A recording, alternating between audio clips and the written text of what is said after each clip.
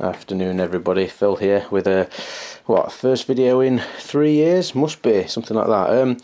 The reason I've decided to restart this channel is very simple. I've started collecting figures again. One of the reasons I stopped was because I kind of got a bit bored and tired of the whole searching and hunting for every Transformer that came out. For those that remember my videos 3 years ago, my main collection was Transformers. I think at that time it would have been Revenge of the Fallen stuff, leading into Generations and War for Cybertron and all that kind of stuff, and it just became a pain in the backside trying to find. Oh, I've heard a rumor that this figure's out here. I must go to Derby. I must go to Chesterfield. Whenever I'd be up in York seeing my old uni mates, oh, I must go to Toys R Us here. It became such a ball ache keeping on top of everything that I kind of just fell away from it until a year, 18 months ago, when I started collecting more Marvel stuff, and then that got me into 1/6 scale Hot Toys kind of stuff. So I've moved away from. I've still got a lot of Transformers, but I've sold a lot of them as well. So this is just going to be a quick tour around how my collection looks now, which is significantly different from how it looked in the last collection video I did, which was probably over 3 years ago now. And I'm trying to think. I think it was at that point I only had 2 Hot Toys figures and 1 DC Direct figure, so we'll see how that's changed. But we'll start in my room where kind of things are spread out a little bit. So that's just comics and my old camera. For anybody who watches my other channel, my drum channel, and I'll put a link in that description bar at the bottom. That's the old camera I used to use. This one I got for my birthday 2 or 3 years ago is, oh hello cat, is a, oh there she is, I think she's hungry, is a JVC Everio, so it's full HD capable, which is awesome. Just some trade paperbacks in there, my old camera. That's one of the new ones, the DX02 Batman. There is a space there, that's deliberate, because I have a weathered skin T600 on the way, but it's coming from Canada, so it might take a while. That is the DX02, but I bought it off somebody on the Sideshow Freaks forum, and it didn't have a base, so I just whipped onto eBay, and for 20 quid I got a DX12 base. Let me just light it up. Bloody awesome LEDs in this. Look at that. It does. I mean, obviously it looks better at night time. He does have the sonar head. He came with everything but the backpack and the stand, and considering I was never going to pose it with the backpack and I knew I could get a stand off eBay no problem, it wasn't a problem to buy it. So yeah, it's the DX2. It does come with a sonar head, but I have the you can't really see that, I have the regular head on there. That's just where I keep my laptop. DX12, not DX12, Muppet, DX06, Jack Sparrow. It took me ages to get him to stand in that pose, so that is the pose that he has stayed in for the week that I've had him. He was just such a baller, because obviously this wheel moves, so I had to make sure that he didn't topple the wheel over, getting the flag to stay up properly without knocking off, getting the jacket to stay on properly. It was a pain in the bum, so he's not changing at all. Over to the window. I have put a collection thread on Sideshow Freaks. Username there is John_Salmon. Despite the fact my name's Phil, so figure that one out. Phil was taken on that site, so I used my other username that I've used across the internet. I don't know how I came up with John Salmon. It was just a random name. So there's a mixture of Marvel Select, the odd 2012 Marvel Legends, and then the Build-A-Figure Galactus, and then 2 Spider-Man statues that I've had for, well, it must be 10, 11 years now, maybe even longer. That one, you can actually see, oops, nearly knocked the Punisher over, just around that bit there, this kind of end bit was looped a watch. It was a Spider-Man watch, which I don't have anymore. I think the batteries ran out and it probably got cooled at some point. So that's that shelf. The T1000, the reason it's just randomly stood there is because I'm selling it. It's on eBay at the moment. I like it, but with the T600 coming, and I've got the DX10 T800, it's taking up space that I would rather the T600 took up, to be honest. So he's being sold. Another bookcase of trade paperbacks and just some framed pictures of me and various people. That was my mate who decided that me getting a tweet from Arnold Schwarzenegger warranted that tweet being printed off and putting into a frame, because I've been on a bit of a health kick the last year or so, and I asked him a question about lifting weights and I got that response. So my mate thought that was the best thing that ever happened in the world and made that for me. Comics that I have got no space for: the Marvel Chronicle, Spider-Man Chronicle, Marvel Encyclopedia, and then the Batman Encyclopedia.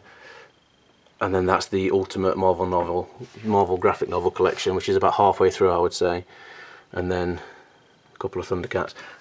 City Hunter, recently sold that, and Pirates of the Caribbean At World's End Jack Sparrow. You can tell why I sold the At World's End Jack Sparrow when I've got the DX Jack Sparrow on display.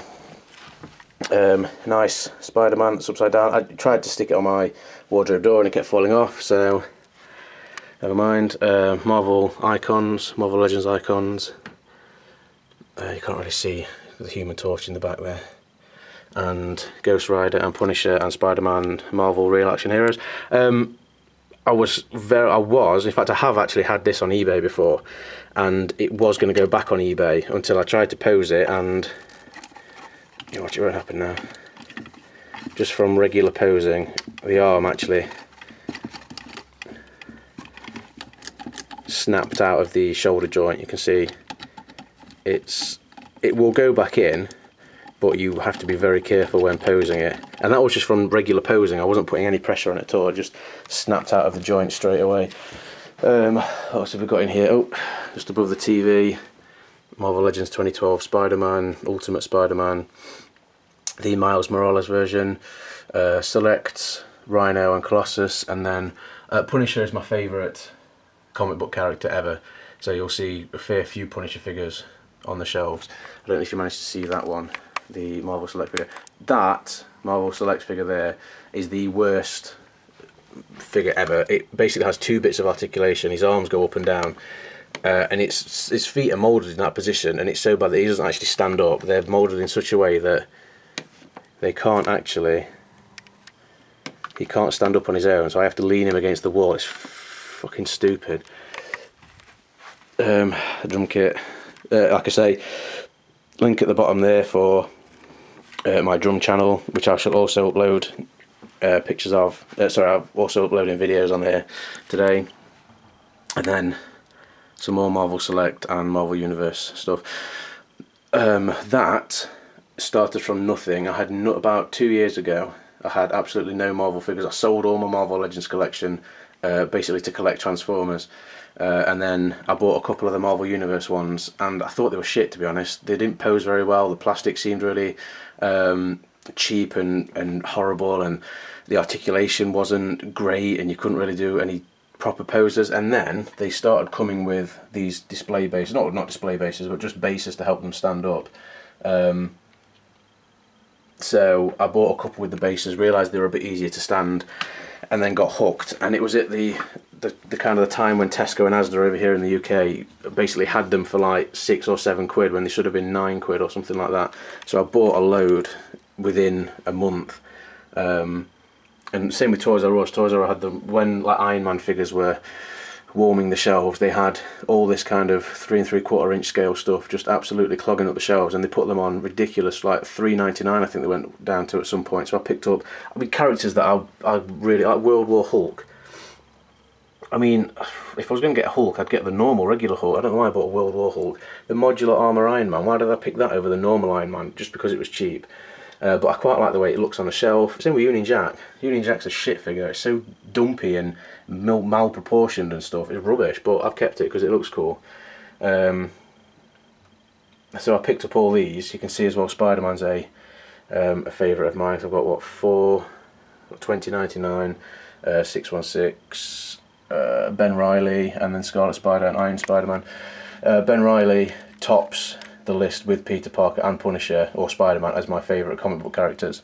I love Ben Reilly. I really hope they bring him back in the next few months. That has been teased so often the past couple of years. I really hope they just pull the trigger on it. You probably didn't see, but that's the complete Clone Saga that Marvel released.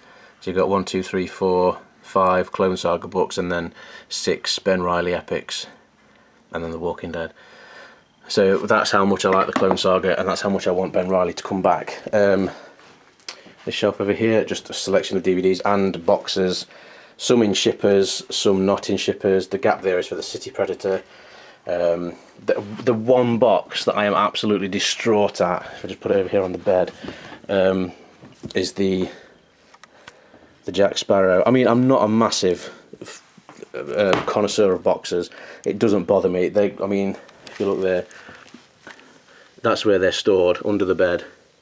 So it's not like I keep them on display or anything, but it's always disappointing when, you know, the post office have a go at it and that got a bit of a crushing in that top corner, which it's not the end of the world. It's just a bit, you know, a bit disappointing. I've tried to sell that and nobody seems to want it. God, this is fucking dusty. Look at that. I never really look at this. Christ, dirty bastard. Thundercats, there is a Chitara coming out this summer by Mezco, the Mega Scale, and I've read somewhere online that they are going to continue this line, and as long as people buy them, they will do all the Thundercats. So I'm really hoping that we at least get Chitara's coming out in the summer. I hope we at least get Tigra, because that would do for me. I'm not bothered about Snarf or Whitey Kit or Whitey Cat or any of the bad guys. As long as I've got like Lino, Panthro, Tigra, Chitara, and Mumra, that would do for me. I would be quite happy there.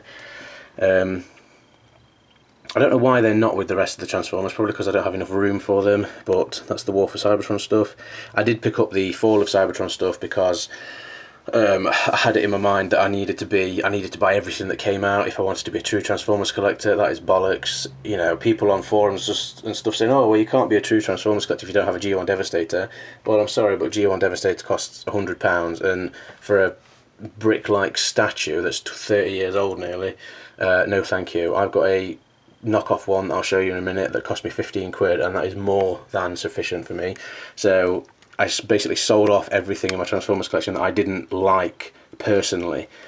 So if I just bought it because it was part of the line and I wanted to complete the line, that's gone. If I bought it because I liked the design of the figure, then it stayed. Out into the, see, there's all that stuff there, including some Power Rangers. If I could find the 2 women, the yellow and the pink Ranger, I would keep them, but I can't seem to find, even on the internet, I can't seem to find them, so they are being sold. You can see just a load of receipts there from what I've sold recently. And this is the computer desk, another Punisher. That's the Art Studios. That was I bought that on eBay maybe 18 months ago, and the guys customised the hell out of it. It came with so much stuff, like extra weapons and that vest. He's put, you know, like a battle damaged. He's done a battle damage touch up to the face, so he's got blood kind of dripping down. I might do a review of that because it's like a unique figure. It cost me 150 quid, but it's so worth it. The only downside is that it's got bendy hands, which are useless. I'd rather have a set of sculpted hands than bendy ones. Avengers Captain America, bought that from The Good, the Bad and the Robots from Lee Ward. So if you've heard Clipper King, goes on about him a lot, and it was because of the Clipper King that I found Good and the Bad and the Robots. And I emailed Lee Ward and I says, I'm after a Captain America. I see that on his website it said they'd be in stock in 2 weeks. Have you got any in? And he said they'll be in today. And I says, well, I'm going to go and buy one, and within 2 days it was in my hand. So you can't say better than that, can you?